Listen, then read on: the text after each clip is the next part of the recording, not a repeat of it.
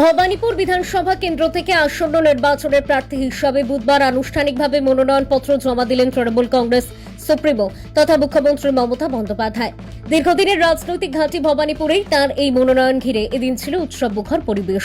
সকাল 10:25 নাগাদ হরিশ চ্যাটার্জি স্ট্রিটের বাসভবন থেকে পদযাত্রা শুরু করে গোপালনগরের সার্ভে বিল্ডিংয়ে পৌঁছন তিনি।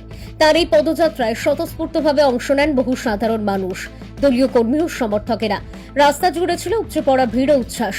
মনোনয়ন জমা দেওয়ার দিনেও মুখ্যমন্ত্রীর বক্তব্যে উঠে আসে ভোটার তালিকা সংক্রান্ত জটিলতা নিয়ে উদ্বেগ। বিশেষ করে এসআইআর এর কারণে বহু মানুষ ভোটাধিকার প্রয়োগ করতে পারছেন না বলে তিনি দুঃখ প্রকাশ করেন।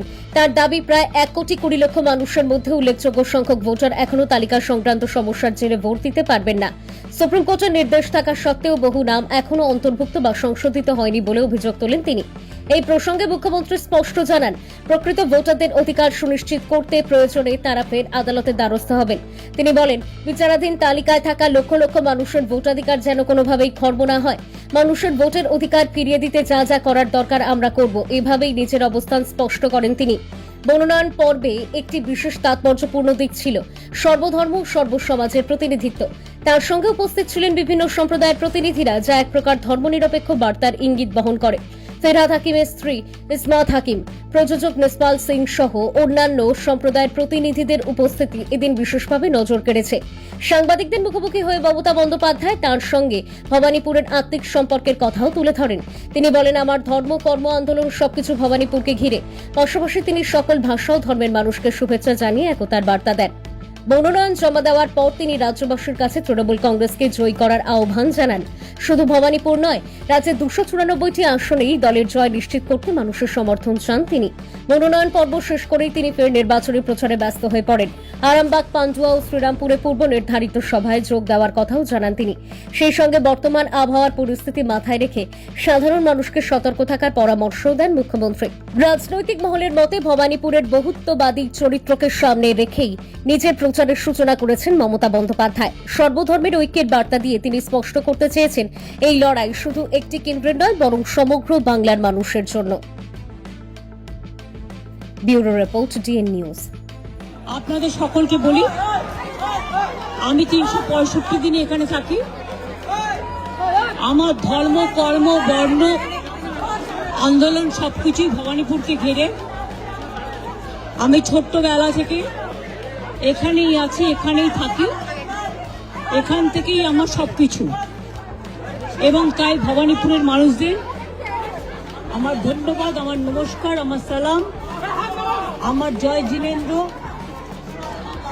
ভালছো বলে, সত শ্রী আকালজি বলে সবাইকে নমস্কার নমস্তে জানিয়ে, আপনাদের সকলকে অসংখ্য ধন্যবাদ জানিয়ে আমি আমার নমিনেশন যেমন ফাইল করলাম, আমি চাই আমার ভবানীপুর কেন্দ্রের সাথে সাথে 294টা কেন্দ্রেই আমাদের তৃণমূল কংগ্রেস এবং জোড়া ফুল তাদের প্রত্যেকটা প্রার্থীকে ভোট দেওয়ার জন্য আমি বাংলার মানুষকে অভিনন্দন জানাবো।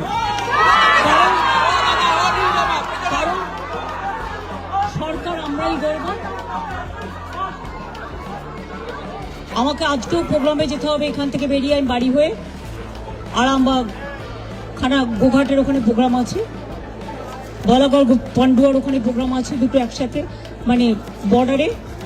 শ্রীরামপুরেও প্রোগ্রাম আছে, আমি করে ফিরবো। কালকে আবার প্রোগ্রাম আছে, রেগুলার আছে, এখন চলছে, চলবে, কোনো অসুবিধা নেই। আপনারা সকলে ভালো থাকুন, গরমে শরীরে যত্ন নেবেন এবং ঝড়, জল, বর্ষা সবকিছুই থাকবে।